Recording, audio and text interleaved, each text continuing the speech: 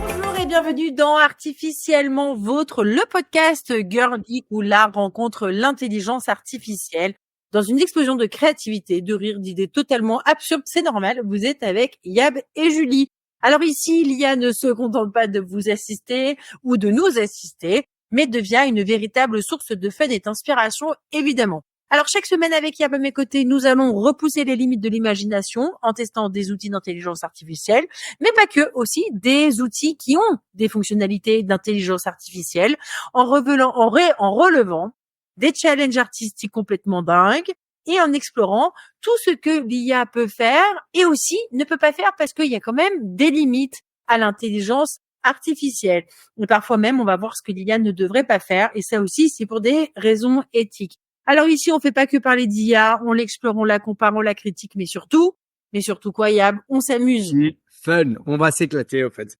On va essayer de pousser un peu les limites de tous les outils qui sont à notre disposition. On va vous les développer à chaque fois un par un, vous montrer un peu les limites de chacun et les aspects aussi où chacun excelle parce qu'ils ont chacun leur particularité et leur spécificité. Et ça, on va découvrir avec Julie. Alors que vous soyez artiste, technophile ou simplement curieux de voir ce que l'IA peut apporter à votre vie et à votre quotidien, vous êtes au bon endroit. Accrochez-vous bien, préparez vos prompts et laissez-vous emporter dans ce monde où l'art et la technologie s'embrassent, mais copieusement et souvent avec beaucoup d'humour et une pointe de folie. Alors voilà. Alors il se trouve que Yab, est-ce que tu peux te présenter vraiment brièvement? Ben voilà, donc je suis Yab, ami de Julie et grand fan de Girl Geek depuis la création. Donc voilà. Mais écoute, bienvenue dans ce podcast. C'est un nouveau podcast, c'est le deuxième après Crypto Beach, le podcast où on parlait des cryptos. Alors il y avait que 4 épisodes, mais bon, c'était quand même une manière de tester la création de podcast. Ici, c'est un peu nouveau, c'est un podcast vidéo.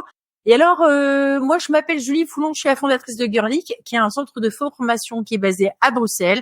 Et on propose des formations en ligne et des formations orientées métiers avec des pédagogies assez innovantes. C'est à destination principalement des femmes, mais les hommes sont les bienvenus, évidemment. Alors, aujourd'hui, le concept, c'est quoi? C'est un duel de générateurs d'images. Parce que généralement, quand on parle de générateur d'images, on pense à quoi? On pense à Midjourney? Midjourney, hein. On pense à ChatGPT maintenant. Avec Dali. Gemini, Dali. Ouais, Gemini, je crois que c'est pas encore dispo ici dans mon contrée, même en mode de payant. C'est en tout cas moi je l'avais, je crois que c'était vraiment pas tout à fait possible. On va pas utiliser Gemini pour faire parce qu'en plus il y avait des gros fails, mais ça on en parlera au niveau des États-Unis. Mais alors on pense aussi à Ideogram. Toi, t'es très fan de Ideogram. Ah oui, toi tu l'as poncé Ideogram. Leonardo. T'as beaucoup utilisé Leonardo? Ouais, aussi beaucoup. Et alors, le dernier né, c'est Grok. C'est ta petite bête, c'est ton petit chouchou à toi. J'aime bien parce que moi, je suis beaucoup sur X, mais il faut savoir que Grok, en fait, derrière, c'est Flux et Image. Si je dis pas de bêtises, qui est derrière. Mais donc, comme moi, je paye l'abonnement de Twitter, du coup, j'ai accès à Grok. Et surtout, ce qui est assez marrant, c'est que Grok, il y a un mode fun. Mais ça, on va le voir parce que justement, on va tester avec des prompts et du coup, je t'ai mis un prompt, en fait, dans ton WhatsApp, Yab. Alors, le prompt, je vais le lire. Alors, l'idée, c'est parce que comme on a commencé un podcast artificiellement vôtre, parce qu'on voulait faire genre amicalement vôtre, parce que quand on a eu l'idée de faire ce podcast avec Jolie et Sharp, et je me suis dit, et vu comment on a galéré à mettre le setup, et vu comment et pas qu'un peu, hein. On a dit que ça allait bien, quoi. Genre, vraiment le 3e âge qui arrive, quoi. Non, mais c'est vrai. Mais là, on est dans une bonne config. On a trouvé la bonne configuration, la trame. Donc là, maintenant, on est bon. Et on vous promet des podcasts vraiment fun, marrants et super ludiques aussi, parce qu'on va vous présenter plein d'outils qui vont vous aider dans la vie de tous les jours et qui vont pas prendre votre place, qui vont vous aider à exceller dans votre métier. Alors ça, c'est intéressant parce qu'il y a eu des études qui ont montré que l'intelligence artificielle, effectivement, augmentait ta productivité de 30%. Souvent, les gens se disent « Ah mince, l'IA va apprendre mon métier », alors qu'en fait, l'IA va nous aider à transformer notre métier. Alors évidemment, ça va, et il faut pas se mentir, hein, l'IA, ça fait le sale boulot. Ça va prendre la place de métiers où il y a des tâches répétitives, qui sont pas forcément très valorisantes, ou Exact. qui n'apportent pas beaucoup de valeur ajoutée. Et donc ça va nous forcer à comment dire, à faire évoluer notre métier. Moi je disais ouais à des comptables l'autre jour, je disais ouais ben en 2041 il y a plus de comptables, ça n'existe plus parce que encoder des factures, ça l'IA c'est le faire. Hein, c'est la plus-value, elle est pas là. Faire des rapprochements bancaires non plus. Il y a Exact. plein d'outils. D'ailleurs, il y a un outil belge qui le fait très bien. Là, c'est Accountable. J'ai testé, ça marche vraiment super bien. Qui peut le faire, mais il y en a plein des outils comme ça. Et l'objectif, c'est quoi? Bah, c'est de faire évoluer les métiers parce que nous, en tant qu'entrepreneurs, bah, qu'est-ce qu'on veut? On veut plus de l'optimisation fiscale, on veut des conseils, des choses comme ça. Et Et ben, gagner du temps, surtout. Et oui, pour, et puis gagner du temps. Oui, bah, c'est ça. Voilà. gagner du temps, c'est le plus important. Ça, c'est vraiment la base. C'est gagner du temps pour pouvoir plus profiter de sa famille, de ses amis, voilà, de son temps libre, en fait. Ou même aller plus loin si tu veux dans ton projet, parce que si tu arrives à automatiser certains processus et puis comment dire, c'est comme si tu avais une équipe de 10 personnes qui étaient là qui bossaient pour Ouais, toi, totalement. c'est monstrueux. Donc ça peut aussi te permettre de tester plus de choses. Et là, je le vois là aujourd'hui, on est vraiment sur la création d'images. C'est quand même assez dingue tout ce qu'on peut faire. On peut, sur base d'un prompt qui est une séquence de mots, c'est comme une recette, hein, finalement, c'est comme tu vois, C'est c'est vraiment, exactement ça.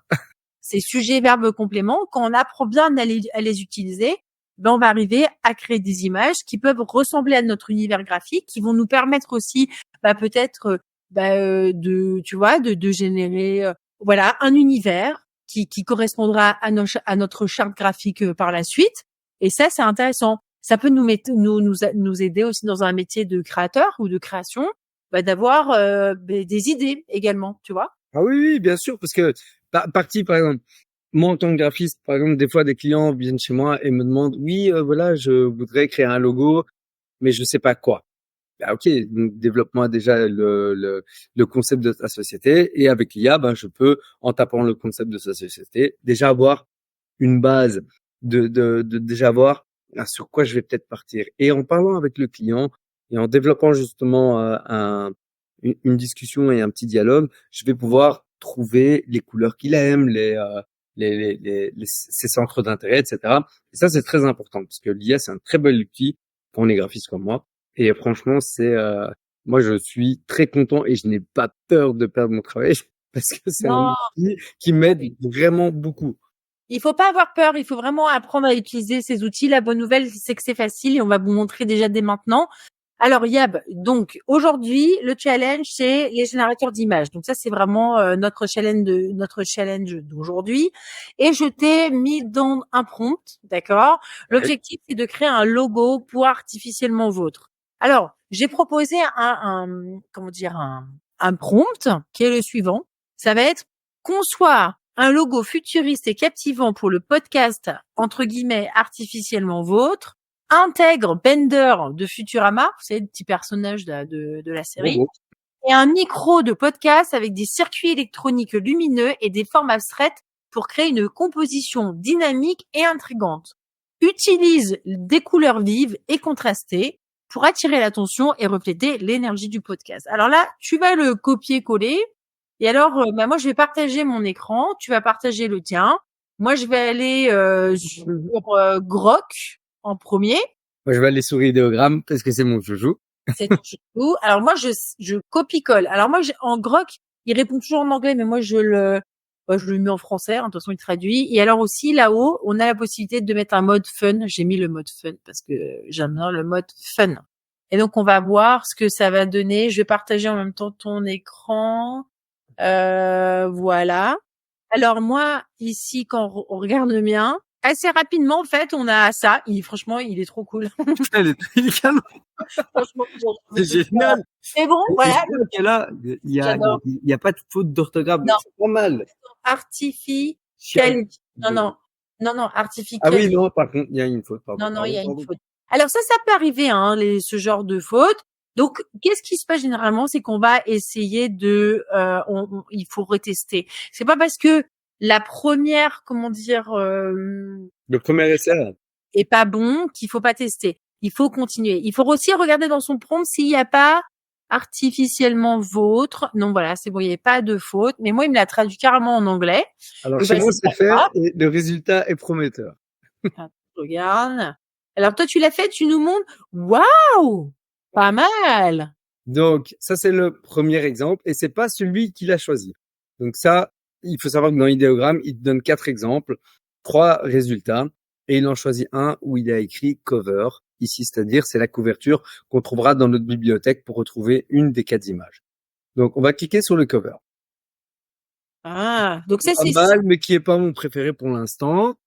Et donc, le micro est intégré, artificiellement vôtre est écrit visiblement sans faute d'orthographe, si je me... Ouais, ouais, voilà, sans faute d'orthographe. Le troisième, pas mal. c'est Artificiel, sympa, ouais, c'est ça. mais il y a 2 T à vôtre, Et il donc y a 2 thés à votre. Alors là, en fait, généralement, quand il y a ça, et par exemple, si tu aimes bien vraiment ou si tu kiffes comment dire, un logo qui a une faute d'orthographe, toi, et je t'ai vu faire, généralement, tu pars dans Illustrator et tu commences à voilà. chiffrer. Donc, tu utilises la Là, ça scriptation. demande d'autres compétences. Après, généralement, dans l'idéogramme, il faut le savoir, quand tu mets entre guillemets une phrase, ça fonctionne. Et moi, j'ai découvert, figure-toi, aujourd'hui, que sur Midjourney, je vais vous montrer comment ça fonctionne. Midjourney va aussi proposer quatre éléments.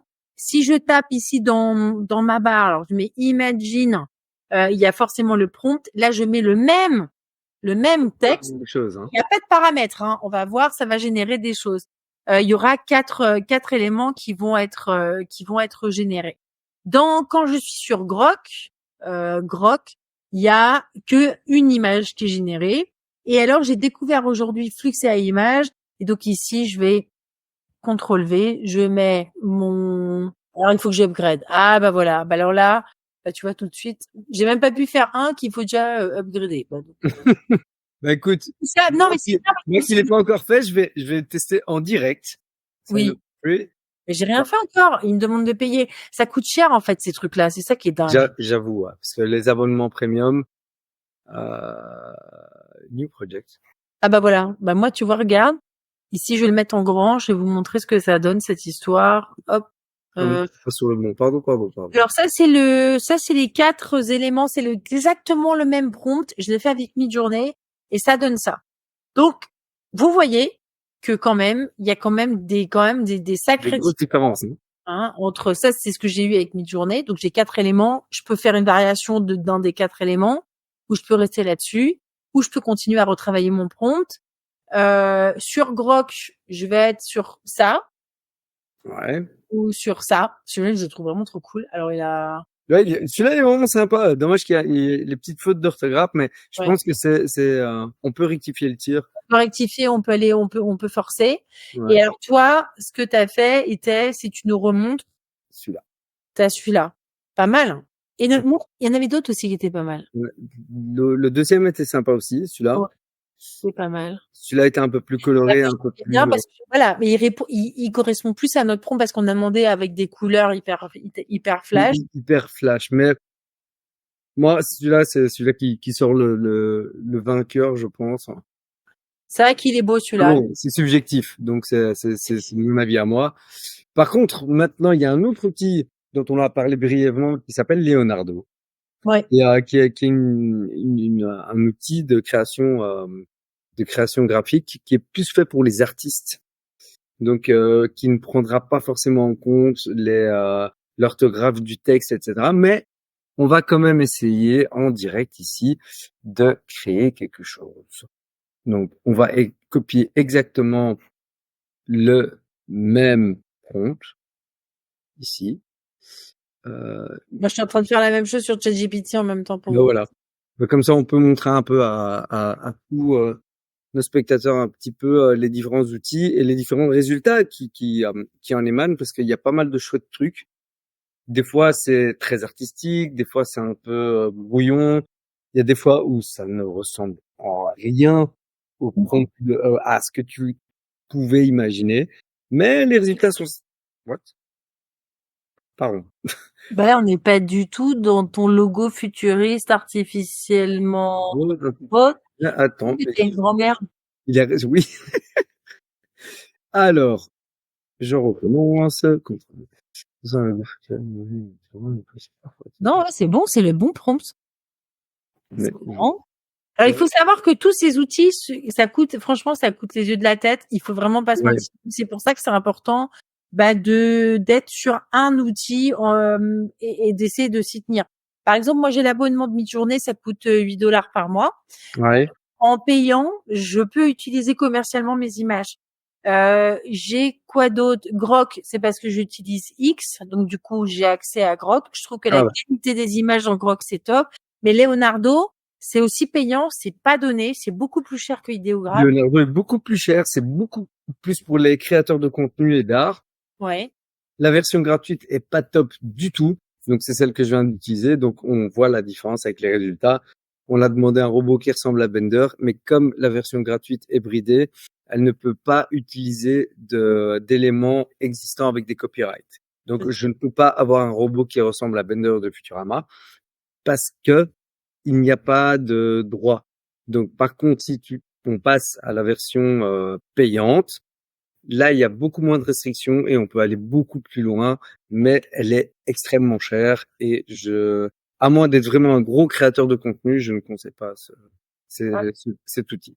Ouais, donc oui, c'est ça. Alors là, tu vois, par exemple, moi, j'utilise ChatGPT, vraiment quotidiennement. C'est les meilleurs $20. Je l'ai mis investi, je l'utilise vraiment tout le temps, que ce soit pour trouver des recettes de cuisine, je sais pas, corriger des fautes dans un texte, faire des analyses comparées. Enfin, tu vois, il y a plein de trucs que je fais avec ChatGPT qui est complètement dingue. Mais regarde, en termes d'image, c'est pas foufou, quoi. Tu vois, derrière c'est Dali, c'est futuristique, ok, On reste dans les couleurs néon, on reste dans le côté robot, ok, il y a le micro du podcast, ouais. mais Mais je préfère, sans déconner, je préfère lui, c'est quand même vachement. oui, carrément. Et ça nous correspond plus à nous, tu vois. Mais Ouais, ça, c'est exactement. le mode fun aussi de Grok, tu vois. Et Ouais. c'est ça qui est marrant. Et toi, là, je vois que t'es en train d'utiliser un autre. C'est quoi, là, que t'es en train de C'est faire, là? Adobe Express, donc Ah oui. c'est la suite qui est gratuite. C'est donc un site internet qui est gratuit, qui fait partie de la famille Adobe, donc comme Illustrator, Photoshop, After Effects, InDesign que les gens, enfin que la plupart des geeks connaissent. Donc j'ai tapé exactement le même prompt et il m'a sorti des résultats totalement différents. Donc attendez, je vais retourner en arrière. Je vais le refaire comme ça tout le monde le verra en direct. Donc, il y a la possibilité de taper du texte, je copie-colle le prompt, de générer, et vous allez voir le résultat qu'il va me donner. Donc, comme C'est vrai qu'on n'y pense pas du tout à c'est Adobe Firefly, c'est ça?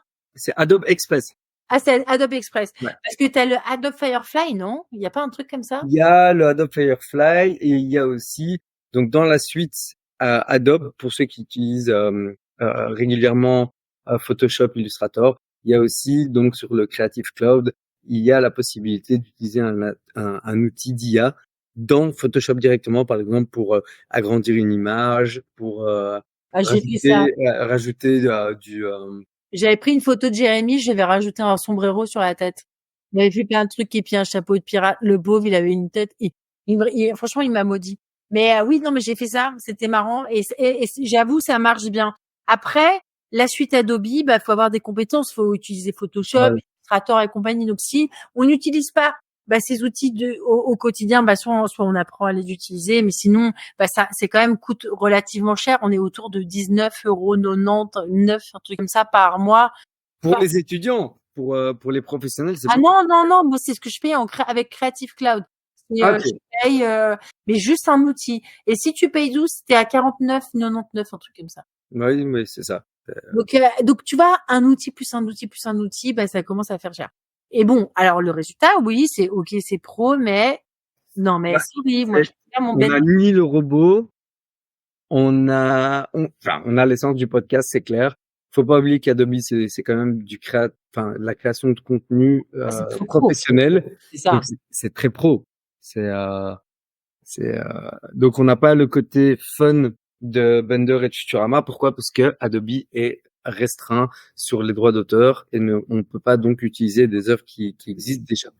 Donc Si tu vois, si tu regardes sur Canva, qui est le concurrent un peu on peut dire que c'est le C'est concurrent le de concurrent direct, hein. ChatGPT, parce que ça nous permet justement de faire quand même des créations, tu vois, de faire des présentations, des vignettes pour les réseaux sociaux, tu vois, des choses comme ça. Et en fait, ici, si on va dans Canva, dans la version payante, je crois que c'est dans la version payante, je pense. Ici, si tu vois, générateur d'images par IA peut générer la tienne. Si je mets le même prompt Exactement, ouais. assez rapidement, ça va être assez rapide. Et si je mets genre en mode, tu vois, non, aucun style, parce que Bien sûr, on va prendre tel quel. et on va en parler après. Il va me générer une image, je vous le dis tout de suite, hein, ce sera pas ouf. Ah, quoique. Surprenant. Ouais. On est surpris tous les jours. Bah ouais, parce que franchement, j'avais fait un test, on aurait dit Nono le robot, et c'était pas ouf. J'avoue que celle de Nono le robot, on mettra des print screens en description, promis. Non, celui-là, regarde, faut faire des cauchemars. Bienvenue dans Artificial Vôtre.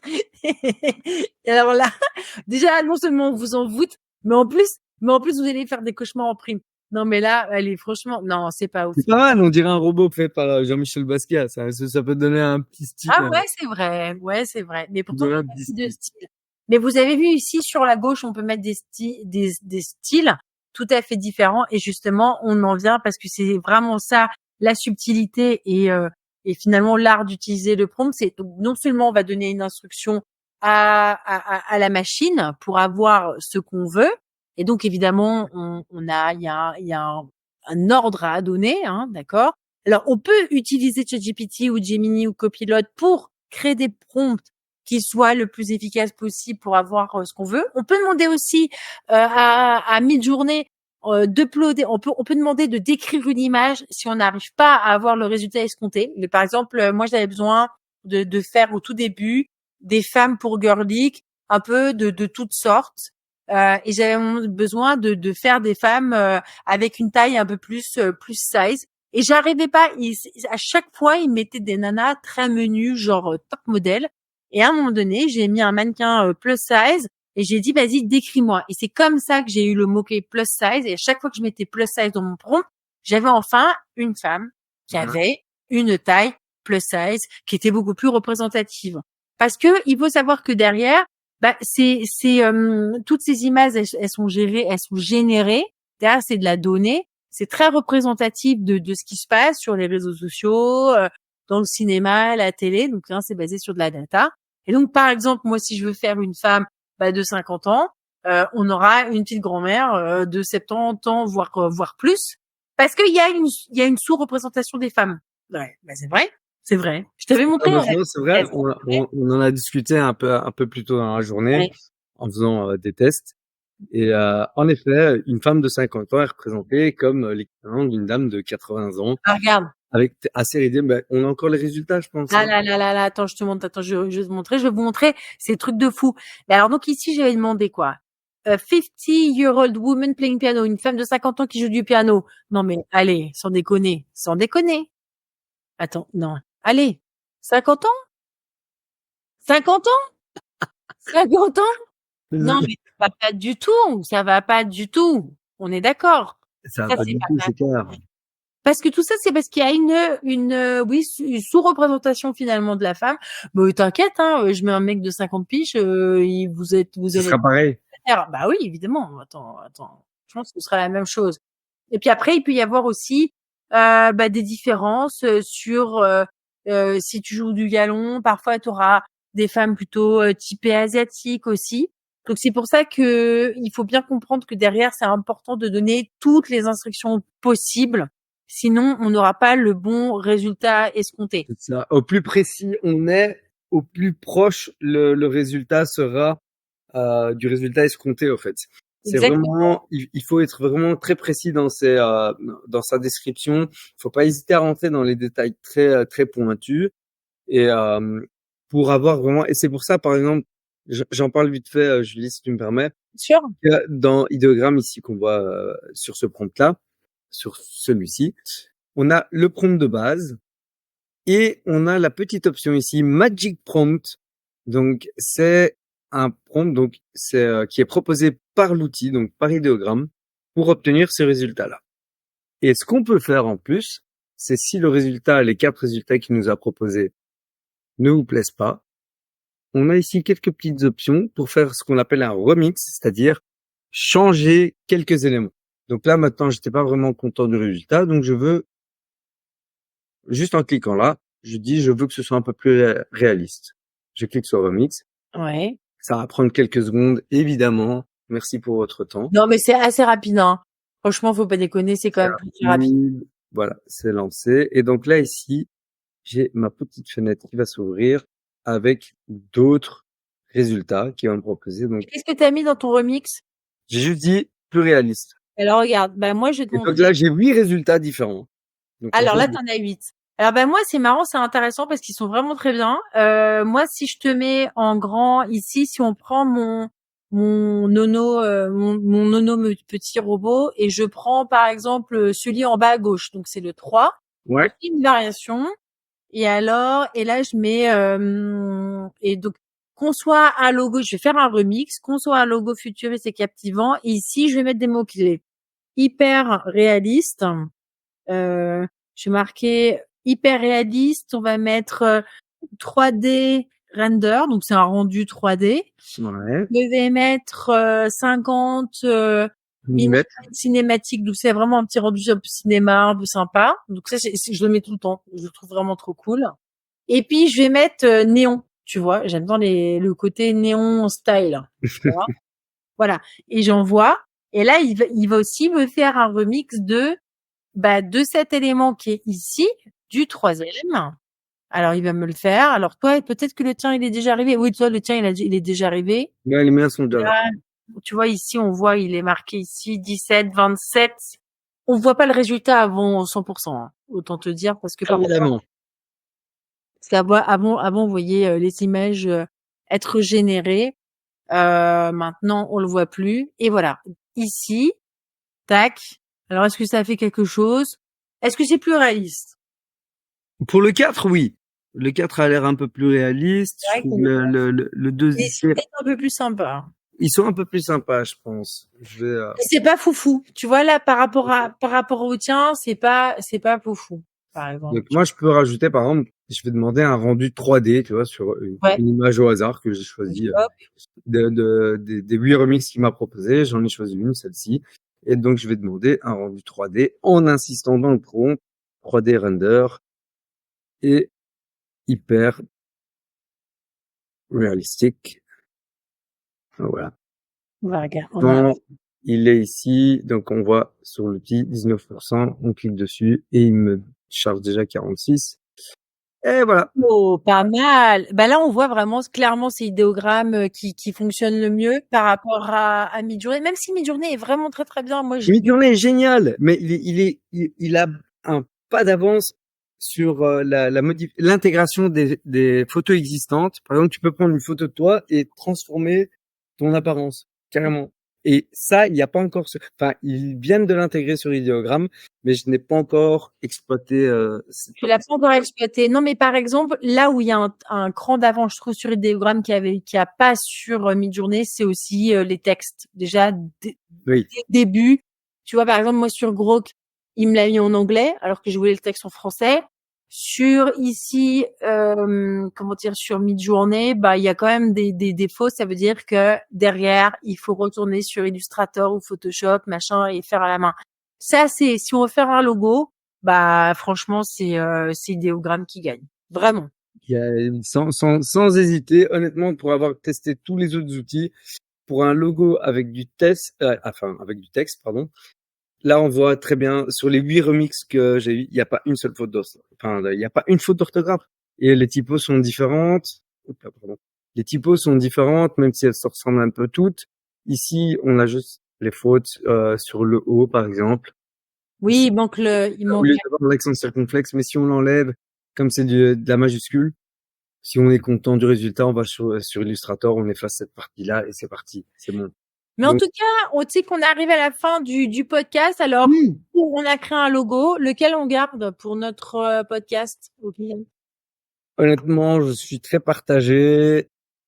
Et je pense que celui-là gagne un petit peu à mon goût. Enfin, je suis partagé entre celui-ci Ouais. et celui-ci. Remets le premier. Celui-là. Ah, il est canon celui-là. J'aime bien le côté fun, le côté un petit J'aime bien mélange l'accent aussi. dénudé. Et l'accent sur le O, il est sympa. Ouais. Eh ben, tu sais quoi? On va terminer là-dessus. On garde ce logo. Ça va être notre nouveau logo, du podcast.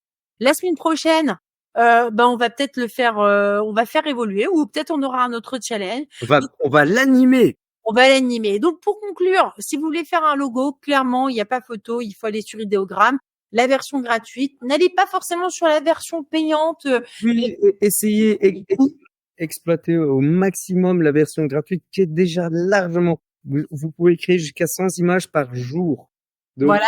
Et puis alors surtout, n'oubliez pas, inspirez-vous parce qu'il y a toute une galerie aussi il y a toute une galerie en fait d'images qui sont là, donc d'autres créateurs. Donc s'il y a des choses qui vous inspirent, n'hésitez pas à aller voir les prompts, de copier les prompts, de tester.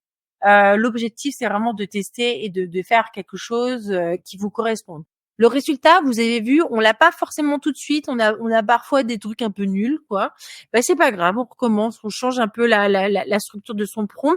N'hésitez pas aussi à aller sur ChatGPT ou Gemini pour nous aider à construire un prompt qui soit efficace. Vous expliquez, voilà, c'est pour votre logo, partagez vos valeurs, les couleurs, etc., etc., ce que vous faites. N'hésitez pas à donner un maximum d'informations.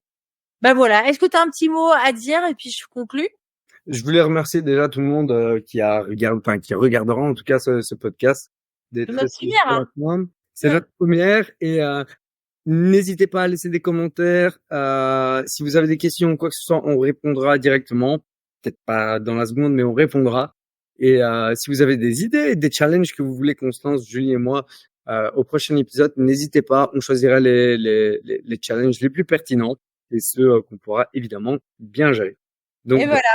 Voilà, c'est tout pour aujourd'hui. Merci d'avoir plongé avec nous dans cette aventure IA avec Artificiellement Vôtre, où l'IA et l'art se rencontrent de la manière la plus inattendue et la plus drôle possible. En tout cas, on l'espère. Alors, n'oubliez pas de nous rejoindre la semaine prochaine. On va essayer de fixer comme ça un rendez-vous hebdomadaire, peut-être le mardi, peut-être le mercredi, on verra, peut-être un autre jour. En tout cas, on est là, on est en train de tester. Et puis, comme le disait Yap, si vous avez des challenges à nous faire parvenir, n'hésitez pas.